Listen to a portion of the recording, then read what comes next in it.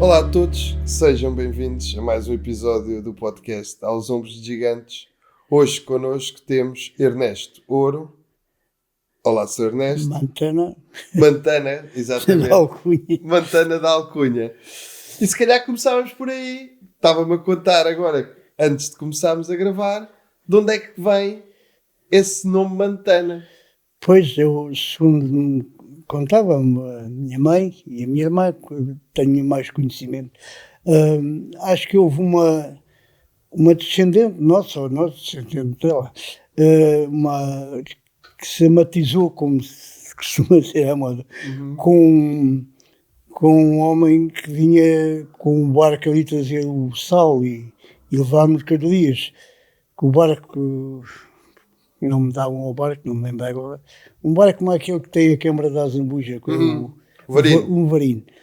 E ele era o que mandava no barco, não é?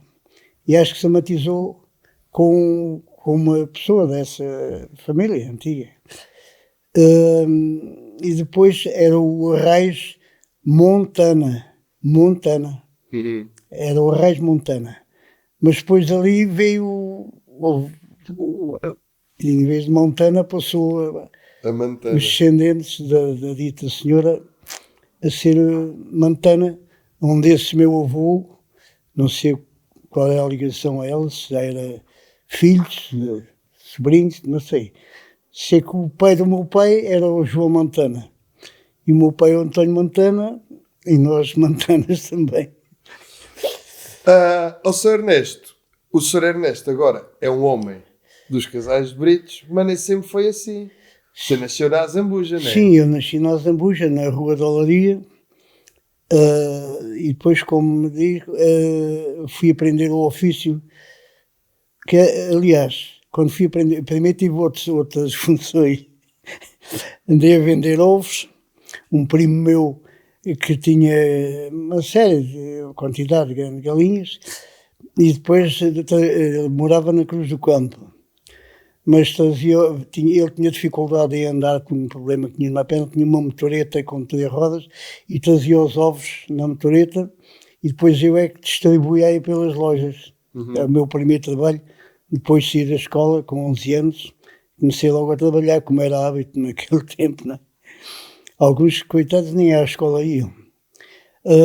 Depois dos ovos, andei a vender jornais para conta do Sr. João Pereira e o Sr. António Valada, que era lá era o empregado, mas mais velho, claro. E eu andava aí para ruas a vender jornais, mas não tinha grande jeito para apregoar aquilo. E as pessoas falaram: rapazinho, isso é para vender o jornal. É assim. Depois, como não conseguia vender tudo, ia meter nas centinas atrás da igreja, a fazer tempo para depois ir aparecer lá com os jornais, iam quase todos, mas pronto. E depois foi aprender até o ofício? Não, depois dali ainda fui para uma fábrica de cortiça. Andei dos 3 até aos 15 anos, andei numa fábrica de cortiça, ali onde é agora, que atualmente já não está lá, a oficina dos carros de bombeiros, do Inácio Silva. O Inácio Silva depois comprou aquela parte que era da fábrica de cortiça e ampliou a fábrica deles, a oficina. Andei nessa fábrica e depois, quando saí daí, com 15 anos, é que fui aprender o ofício para a oficina do Sr. António Lourenço, pai do Dr. João Lourenço. Ali na rua principal, não é? Na rua principal. E este pormenor é importante porque... E depois, a partir daí, é que começou talvez o princípio do... mas antes de ter o conhecimento com a minha mulher, que era miúda com 13 anos, eu com 15, aí com uns 7 ou 8, fui à inauguração da Escola dos Casais Britos. E então, nesse dia, foi mais outros, não é? Os outros vieram todos para a Zambuja e eu deixei-me ficar, não sei como, quando dei por mim, estava sozinho. E depois fui a chorar lá para o Largo da Peste, que é um local ali dos casais, para o pé da caminhonete de carreira que tinha levado a música, os músicos para cima, sentados nos fardos de palha. E então viram por lá a chorar lá, pegaram em mim, puseram para cima da caminhonete quando cheguei ao lado do Rocio, meu pai estava lá à espera para me fazer uma recepção com uma correia de cabedal dobrada ao meio, e então fui levar porrada até à Rua da Olaria. Mas porquê? Porque está a aparecer àquela hora em casa já de noite. Ele não sabia que você tinha ido para os Casais Britos. Eu não sei como é que ele, ou depois foi algum que lhe disse dos que tinham ido comigo, não sei, ele lá estava à minha espera. E então, veio a dose que era costume mesmo, aquilo, estava habituado. Portanto, você, sem querer foi Depois, para os Casais. Pois, mas o princípio se calhar foi esse. E depois é como digo, fui aprender o ofício. A minha mulher passava na mesma rua, em frente à oficina. Depois as colegas lá e a mulher do João Coração e a senhora do médico da loja também, iam atiçando aquilo. Pronto. Depois andámos, o Sr. António Alves andou a fazer um restauro na loja do Sr. Filipe Lima, e eu estava por ali, ao pé da Fonte de Santo António, e então ela passava o dia, as outras, que as mais velhas, olha, vai buscar mais um jarrinho de água, e então passava o dia a cantar água para um lado para o outro. Para ver o Ernesto. Para ver o Ernesto. E depois casa e vai viver logo para os Casais de Britos? Ou ainda, quando casa, ainda vai viver para os Casais de Britos? Não, eu já... Sim. Depois casei e fomos lá. Eu depois, para casar, não é? Fui falar com o meu sogro, que já havia ali uma interferência. Isto é em agosto. Pois, nós casámos em agosto. E eu fui lá falar com o meu sogro. Ele andava onde eu tenho agora a minha casa, em frente, no Valados. E ele todos os anos raspava lá um mato, uma carvalhiça que nascia lá no Valado. E andava de volta daquilo, e eu cheguei e Sr. António, olha, é para dizer que temos que casar, com a Fernanda. Casar? Vai lá abaixo falar com a minha mulher, que ela, a minha sogra, tinha pelo na venta, vi-me lá um bocado atrapalhado. Então por onde é que vocês agora vão morar?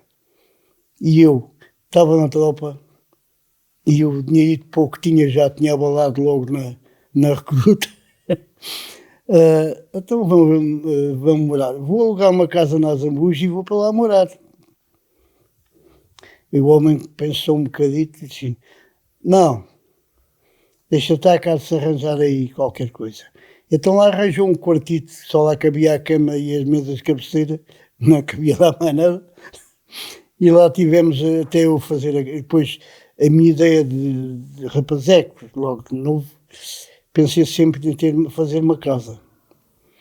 E depois andei ali uns 7 ou 8 anos de volta daquilo, e até que fiz uma casa com condições. E foi assim. Sr. Ernesto, nesse tempo, morar nos Casais, para vir à Zambuja era complicado. Era a pé. Havia um ou outro que tinha uma bicicleta. A minha sogra, por exemplo, fazia durante a semana, bem, acho que era mesmo quase todos os dias, a pé, atrás da burra, para o mercado, para baixo, para cima. Isso era uma viagem que faziam diariamente, a sua sogra fazia. Para vir à Zambuja era complicado, mas faziam isso todos os dias? Ou faziam, por exemplo, vinham um dia a aviar-se? Não, pois. Não era diariamente vir à Zambuja, não é?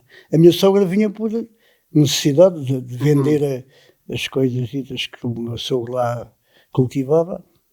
E como é que era a vida nos Casais, nessa altura? Uma vida pacata, claro, com uma pobreza junto, e algumas pessoas com mais filhos, e lá se remediavam. Por exemplo, a mãe da minha sogra matou a fome lá a muita gente. Pois, uma senhora que era das Beiras, mas vivia aqui nos Casais com o senhor, que também era, ele também não era de cá dos Casais, também era aí da Ireira, ou o que era, mas tinha aí umas propriedades.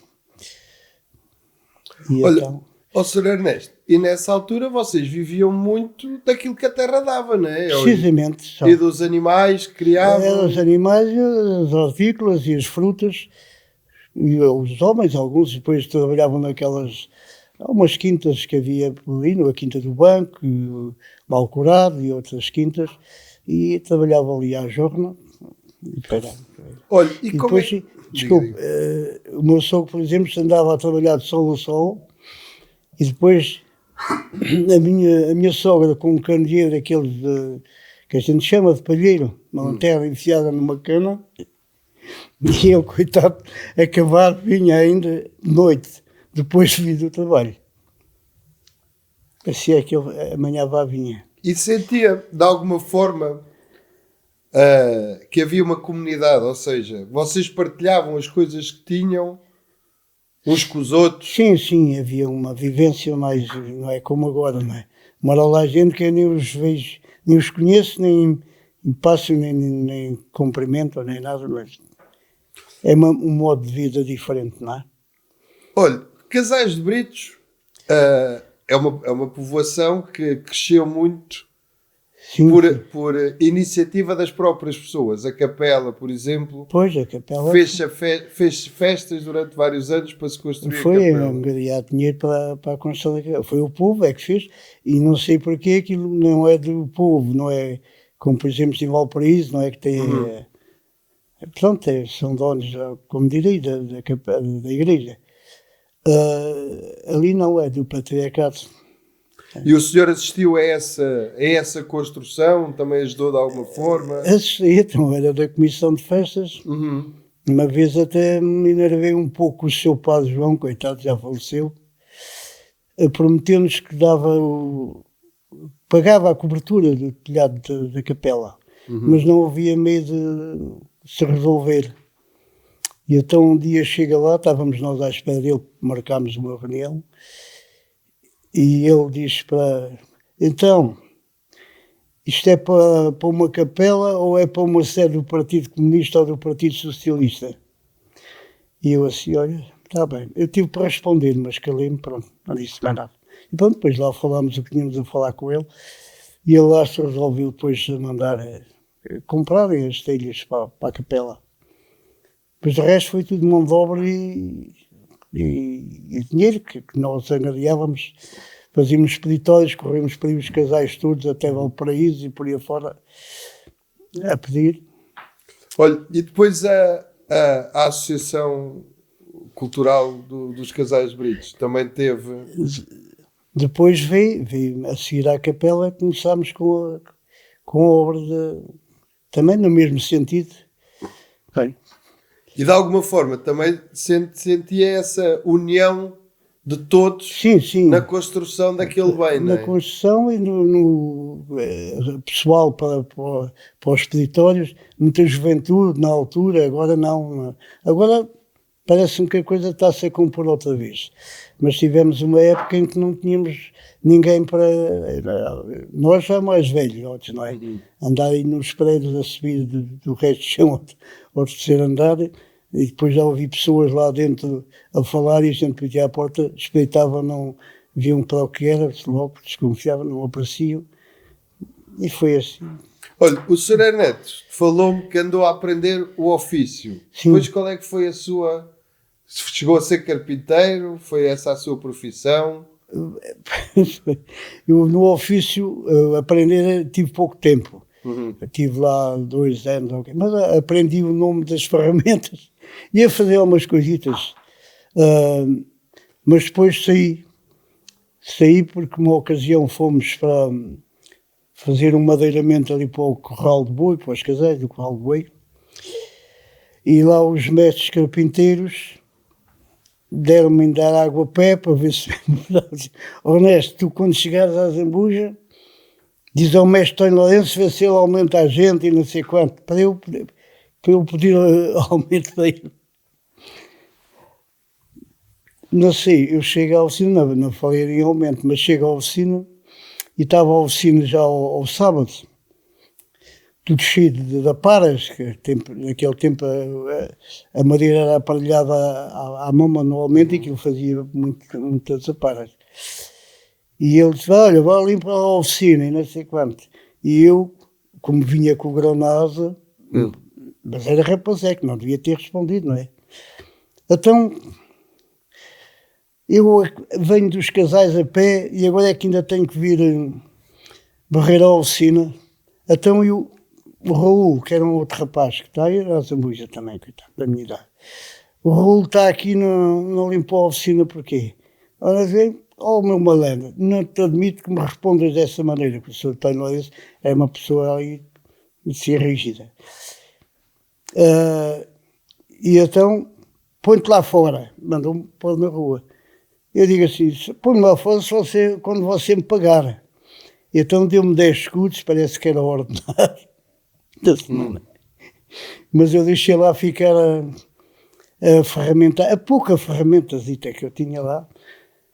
E depois, isto foi um sábado, e na segunda-feira ia para ir pedir trabalho ao Manuel Matoso, que era a outra oficina. Mas quando ia a passar no largo da Câmara ali para ir à oficina do Matoso, estava um senhor que era o Sr. Lemes, encarregado das obras do antigo presidente Américo Cardoso Botelho, que andavam a construir, a fazer o museu, não sei se tiver conhecimento alguma vez, o Museu da Zambuja, que era, a bem dizer, tudo coisas do ultramar e não sei quanto. Em frente à antiga loja do Mangueira, que é o prédio que está ali. E o Sr. Lemos, onde é que vais, pá? Vou pedir trabalho ao Manuel Mangueira. Não vai nada. Vai buscar a ferramenta e vai ter ali ao museu. E depois estive aí uns anos, poucos, a trabalhar com o Sr. Lemos. Fui para Lisboa, para o Hospital de Além Terceira. Andei na construção da adega junto ali à Sogal. Também, por conta dele, do Sr. Botelho, do engenheiro Botelho. Depois dali saí, já com mais idade, fui para uma empresa que era em Gil, hoje é Moto em Gil. E então aí fui para Lisboa fui para Santiago do Cacém, de Santiago do Cacém fui para Montalegre, para a terra do professor Justo, e depois de Montalegre vim para a Régua, porque o encarregado que estava na Montalegre era irmão do que estava na Régua. Já morreram os dois, coitados. E então, em Montalegre tive aí 3 meses, parece. Houve lá um pé de Saragaço por causa lá dos namoricos, da rapariga e daquela coisa lá com os gajos. Elas queriam vir para baixo. E os gajos tinham ciúmes da malta que ia daqui para lá. E havia lá um tipo, ainda puxou lá uma faca uma vez, e aquilo teve um bocado mal. Então chateei-me e vim-me embora. Então, olha, e o que é que você fazia nas obras? Era de confragens? Em princípio, para Lisboa não foi confragem, já fui para trabalhar limpo. E para Santiago do Cacém ainda fiz confragem. E em Montalegre também. E depois na Régua já fui trabalho limpo. Porque eu não aprendi, não... Explique lá às pessoas. Pois. O que é o trabalho limpo? Portanto, era fazer... O trabalho limpo, assentar portas, janelas, tetos falsos, corrimões de escada. Foi o que eu depois fiz aqui. Depois vim, portanto, da Régua, depois fui para a tropa, para Santa Margarida. Aliás, fui para vir tirar a recruta e depois vim para Santa Margarida, mas não fui ao ultramar. Só escapámos 4 do meu pelotão, o resto, coitados, foram todos lá para telas. E depois, como é que foi? Já não me lembro bem. Depois, como estava a dizer, perguntou-me... Perguntei-te só o que é que era, porque quem está a ouvir, pois dizia que era carpinteiro limpo. Há o carpinteiro limpo e o carpinteiro com fragem. Pronto. Mas não se pode desvalorizar o carpinteiro com fragem. Do carpinteiro limpo, explicar-me trabalho com fragem. Ainda andei também ali na construção daquelas pontes de Vila Nova da Rainha, que passa por cima dos 2 rios, Alenquer e Dota. Também andei uma temporada. Depois saí dali, comecei a trabalhar por conta própria, por conta do Sr. Manuel Neves e do Sr. Zé... Como é que ele se chama agora? Pá, eu tenho um problema em me esquecer. Mas não, pronto. Pronto. Mas a fazer, portanto, a trabalhar... Aí já é aqui esta urbanização aqui da fábrica da Cortiça, aqueles prédios todos na Zambuja que o Sr. Manuel Neves construiu, aquela urbanização da fonte de Algaférrea, isso tudo fui eu que fiz. E eu sei que o senhor ainda guarda esse gosto particular pelo trabalho de carpintaria. Sim, agora estou a começar a ter dificuldade em movimentar, principalmente os joelhos. Passei semanas de joelhos a pagar rodapé. Pois. Que até ganhei um calo no peito do pé de andar sentado em cima dele, aqui nesta parte. Olha, mas tenho dificuldade. Há umas pequenas coisitas ainda mas é mais para desenrascar, não é? Porque tenho lá como comento até com a horta, que me dá-me muito o que fazer. Mas olha, é famosa uma réplica, que o senhor fez da Fonte de Santo António. Sim. Quantas horas é que o senhor... Olha, eu não faço ideia. Investiu nisso? Não faço ideia, porque eu às vezes vejo as coisas que fiz e começo a pensar como é que eu tive paciência para fazer aquilo. Mas pronto, aconteceu. E diga uma coisa. E o Palácio, viu o Palácio? O Palácio não. Mas... O Palácio, uma parte, ainda está por cima da câmara frigorífica do talho da minha filha. Mas como não cabia lá tudo, não é? Ficou só uma parte, e a Rua das Palmeiras. E fiz o jalador do Eugênio Gonçalves, teve no Museu da Zambuja. Também lá em exposição. Esteve lá, pronto. Agora, nem a Fonte de Santo António, nem o museu, não sei o que é que foi feito daquilo. A Fonte de Santo António está na Junta de Freguesia, não é? Está aí no armazém, não é? Do Junta de Freguesia. Olha, e diga-me uma coisa, o senhor quando faz de cabeça, vai a fotografias, como é que é porque eu lembro-me de ver a Fonte de Santo António, portanto o senhor fez para o concurso das montras da Feira de Maio, não foi? Mas é como que aquilo estava... Eu faço, real. Mas não é com qualquer intenção de ganhar ou de ser o primeiro, percebe? A minha filha pede-me para fazer qualquer coisa. E depois eu imagino o que fazer, não é? E é a partir daí. De resto, no primeiro prémio, já há alguns 6 ou 7 ou 8 anos, um ano não deram, porque o montra tinha um fadista a cantar acompanhado à viola elétrica. Então ganhou o primeiro prémio. Olha, mas quando, por exemplo, vamos só pensar agora neste, que acho que é aquela que eu me lembro melhor, da Fonte de Santo António. Sim. O senhor quando fez, lembra-se de como é que era a fonte, ou foi lá, tirou umas fotografias para depois fazer? Não, eu lembro-me como era a fonte, mas depois tirei umas fotografias para estar mais próximo, porque às vezes pensava, eu ia lá ver realmente. Chegava à casa já não me lembrava como é que era certas coisas. Assim, isto tem que tirar uma fotografia e depois através da fotografia, porque eu conhecia a Fonte de Santo António muito bem, desde pequenino, não é? Pois.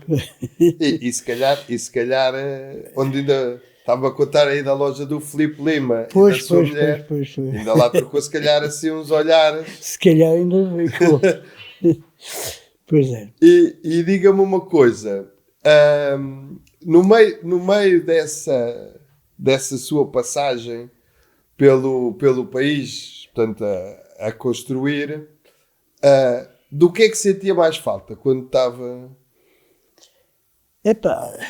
Já sabe a ausência, não é? De casa e da família, mas éramos tudo malta nova e pronto, então tínhamos para lá, arranjávamos para lá uns namoricos assim só de passagem. Estou-me a recordar uma vez na Régua, uma miúda, era sobrinha de uma senhora que tinha a pensão de nós, íamos comer. Quando tínhamos dinheiro assim mais coisas, íamos à pensão. Quando havia pouco dinheiro, fazíamos uma panela de sopa para 2 ou 3 dias. Pois. E lá se arrascávamos. À sociedade uns com os outros.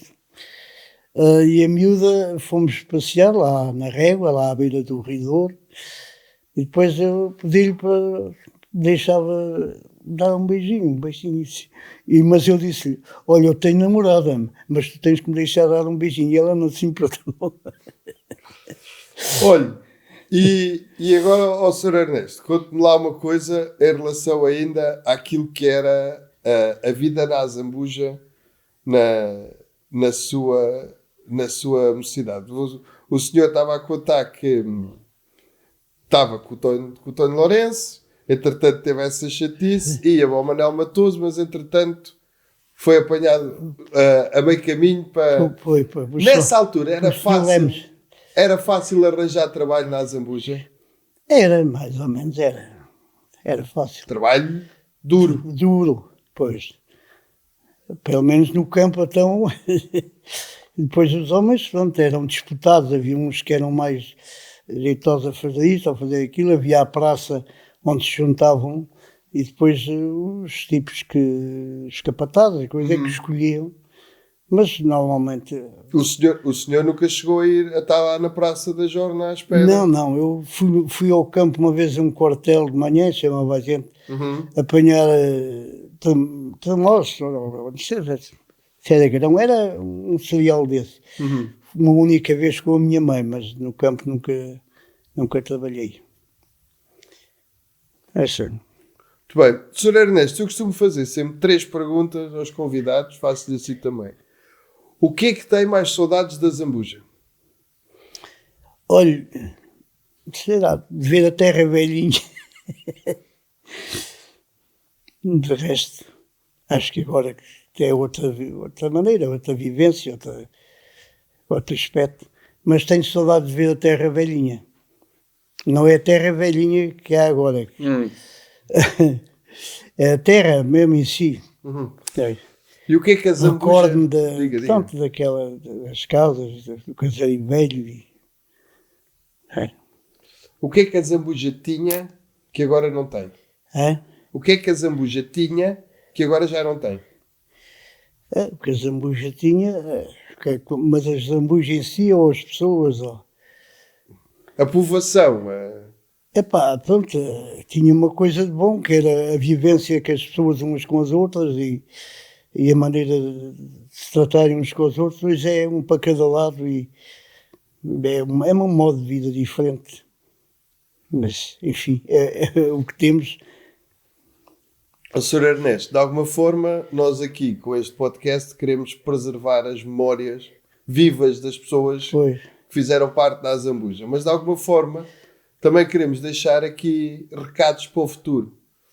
E aquilo que eu lhe queria pedir era: que conselho é que o senhor dava ao azambujense da manhã? Que as pessoas se deem melhor umas com as outras e convivam mais umas com as outras e que não se olhem de lado, como diz o outro, não é? Era isso. Uma maneira de viver mais à moda antiga, na maneira do bom trato umas com as outras. Porque hoje em dia as pessoas não se ligam bem umas às outras. É assim. Olha, foi um gosto estar aqui a conversar consigo. Agradeço-lhe muito ter vindo. Quero-lhe dar aqui um presente. São os zambujitos. Os zambujitos. Que são umas bolachas. Já uma vez me deram isto aí qualquer coisa. Também assim num programa qualquer que houve. Está bom. Pronto, é uma recordação que nós gostamos de dar aos nossos convidados. E pronto, e mais uma vez agradecer-lhe a sua presença. Às ordens. Quanto a vós, agradeço muito terem estado a assistir a mais este episódio. Despeço-me, não se esqueçam, subscrevam o canal. Próximo episódio na próxima quinta-feira às 19 horas. Muito obrigado. Gigante.